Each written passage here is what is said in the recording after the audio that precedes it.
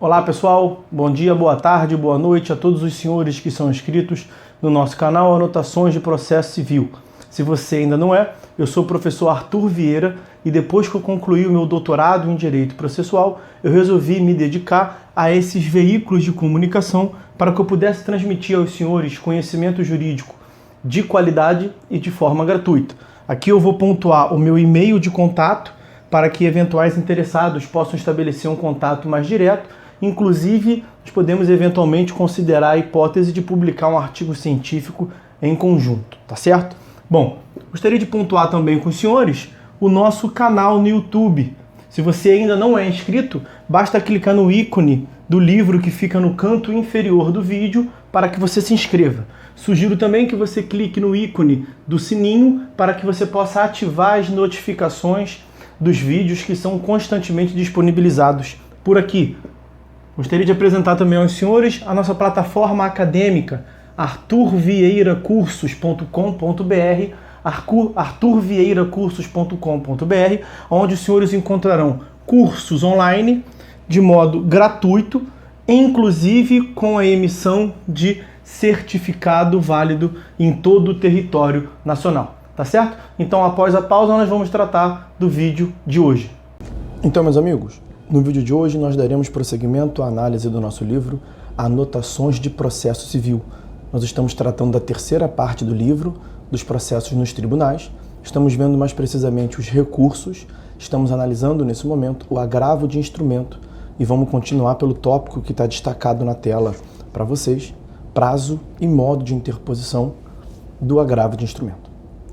Nos casos em que for cabível, o agravo de instrumento poderá ser interposto pela parte sucumbente em 15 dias, parágrafo 5º do artigo 1003, em petição dirigida diretamente ao tribunal competente, chamado de juízo ad quem, contendo os nomes das partes, a exposição do fato e do direito, as razões do pedido de reforma ou invalidação da decisão e o próprio pedido, bem como nome e endereço completo dos advogados constantes do processo.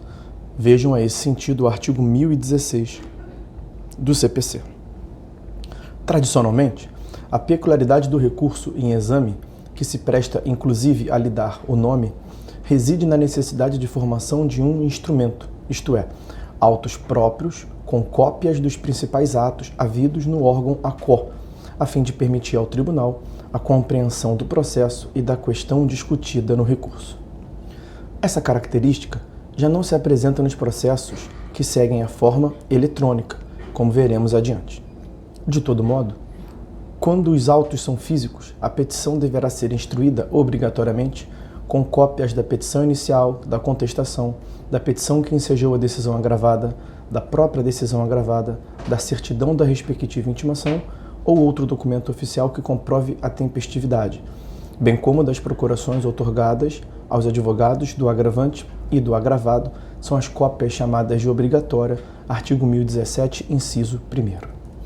Diante da inexistência nos autos de origem de qualquer dos ora documentos referidos, deve ser juntada a declaração feita pelo próprio advogado do agravante, sob pena de sua responsabilidade pessoal, inciso 2º desse mesmo artigo 1017. Facultativamente, o agravante poderá instruir o instrumento com outras peças que entender úteis, inciso 3º do artigo 1017. Ainda deve acompanhar a petição o comprovante do pagamento das respectivas custas e do porte de remessa e retorno quando forem devidos, parágrafo 1º do artigo 1017. O agravo pode ser interposto por protocolo no tribunal, na própria comarca, seção ou subseção judiciárias, ou ainda por postagem no correio sob registro com aviso de recebimento, ou mediante transmissão de dados tipo facsímile ou por outra forma prevista em lei. Por exemplo, por meio eletrônico, observados os requisitos previstos na Lei 11.419 de 2006, a Lei do Processo Eletrônico, e a regulamentação definida pelos tribunais, artigos 2º e 10 dessa lei. Sendo o recurso interposto por sistema de transmissão de dados tipo facsímile ou similar, deve o agravante realizar o protocolo da petição original no prazo de 5 dias, artigo 2º da Lei 9.899, cabendo-lhe nessa oportunidade juntar as peças obrigatórias e facultativas acima mencionadas. Se forem eletrônicos os autos, fica o agravante dispensado do recolhimento de porte de remessa e de retorno, parágrafo 3º do artigo 1007. Nessa hipótese, dispensa-se também a juntada dos documentos obrigatórios, cumprindo ao agravante juntar aqueles que reputar úteis para melhor elucidação da questão submetida ao tribunal, parágrafo 5º do artigo 1017. A dispensa de juntada tem clara razão de ser. O tribunal tem imediato acesso eletrônico à íntegra dos autos em primeiro grau, não sendo necessária a sua repetição no instrumento do agravo. Providências em primeiro grau de jurisdição. Primeira das providências, juntada de cópia do agravo pelo recorrente. Nos casos em que não forem eletrônicos os autos, a parte recorrente tem um prazo de 3 dias para juntar no juízo a cópia da petição do agravo de instrumento, do comprovante de interposição e da lista dos documentos juntados, é o que consta do parágrafo 2º do artigo 1018. Se o agravante não promover tempestivamente tal juntada, o agravo pode ter seu conhecimento negado.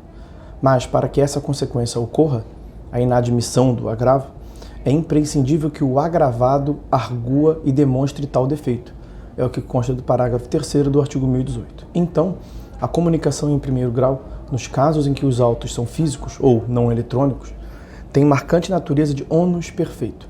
Seu descumprimento, uma vez apontado pelo adversário, gera direta consequência processual negativa. Nas demais hipóteses, em que os autos são eletrônicos, tal determinação assume a natureza de ônus muito mais tênue, ou ônus imperfeito. Destina-se a provocar a retratação pelo juiz de que se trata a seguir. E aí, juízo de retratação. O agravo de instrumento comporta juízo de retratação. Vale dizer, uma vez cientificado da existência do recurso, o juízo a quo tem o poder de rever sua decisão anterior. Tal possibilidade, tradicionalmente vinculada ao recurso de agravo, não é regulada em termos claros no novo CPC. Ela é extraída da disposição que prevê que, tendo havido retratação, o agravo anteriormente interposto deve ser tido por prejudicado, o que consta do parágrafo 1º do artigo 1018. Na redação original do CPC anterior, CPC de 73, havia mecanismo denominado aproveitamento do agravo, ou aproveitamento do instrumento, pelo qual, diante da retratação, o até então agravado, em vez de interpor outro recurso, utilizava-se do instrumento já formado pelo agravante, e ali pedia que a decisão de retratação fosse revista pelo tribunal. Essa possibilidade já foi de há muito suprimida do ordenamento, ainda na vigência do Código anterior. Assim, se a parte prejudicada pela retratação pretender impugnar a nova decisão, deverá interpor outro recurso, se e quando cabível. Nem sempre caberá novo agravo.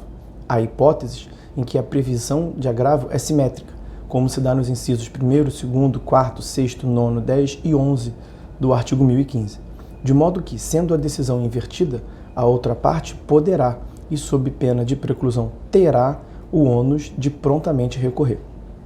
Mas há situações, como já notado, em que a admissibilidade do agravo é assimétrica, é o que consta dos incisos 5º, 7º e 8º do artigo 1015.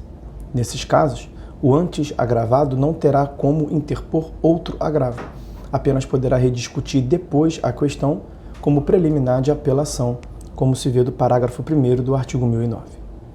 Na vigência do CPC de 73, havia autores que criticavam, com razão, o fato de que a lei dispunha minuciosamente a respeito de como se dava o contraditório para que o juiz pudesse retratar-se, no regime do agravo retido, modalidade recursal que foi suprimida pelo Código atual, não tendo feito o mesmo detalhamento no que dizia respeito ao agravo de instrumento. Na sistemática atual, aplica-se a regra geral do artigo 10 do CPC, que prevê que não pode o juiz decidir em qualquer grau de jurisdição sem antes dar às partes oportunidade de se manifestar, mesmo quando se tratar de matéria cognoscível de ofício.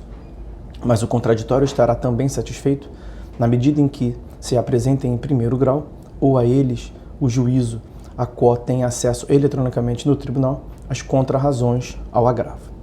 Nos termos do que sustentado por Alexandre Câmara, e aí vou trazer uma citação direta feita pelo professor Alexandre Freitas Câmaras. Sendo o juízo de retratação de interesse do recorrente, é de se considerar que o juízo de primeiro grau só poderá exercê-lo mediante provocação.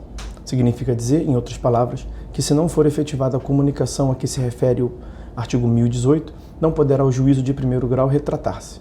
Não sendo eletrônicos os autos, a comunicação a que se refere este artigo deixa de ser mera faculdade, destinada a provocar o exercício do juízo de retratação e se transforma em um verdadeiro ônus. É o que se conclui pela leitura dos parágrafos 2º e 3º do artigo 1018. Neste caso, incumbirá ao agravante tomar a providência que se refere o caput do artigo no prazo de 3 dias, a contar da interposição do recurso. É que assim se viabiliza o exercício pelo agravado do direito de defesa, que não teria qualquer prejuízo no caso de autos eletrônicos, já que nessa hipótese todas as peças estariam disponíveis para o agravado, facilitando-se seu acesso à petição de interposição e aos demais dados necessários para a elaboração de suas contrarrazões. Isto nada mais é do que uma manifestação do princípio da cooperação, artigo 6º do CPC, exigência de um processo comparticipativo como deve ser o processo no Estado democrático de direito.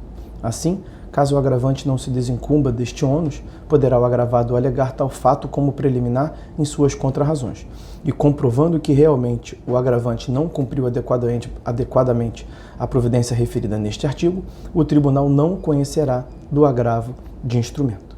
Então, essa referência, essa citação direta da doutrina foi extraída da obra que aparece na tela aí para os senhores, Alexandre Freitas Câmara, o Novo Processo Civil Brasileiro. Vamos ficando por aqui, meus amigos. Vamos fazer um corte no vídeo para evitar que ele fique demasiadamente extenso. E nós vamos prosseguir no próximo vídeo a análise do agravo do instrumento, mas agora vendo o procedimento em 2º grau de jurisdição. Tá certo? Bom, então é isso. Por hora é só. Fiquem todos com Deus e até a próxima.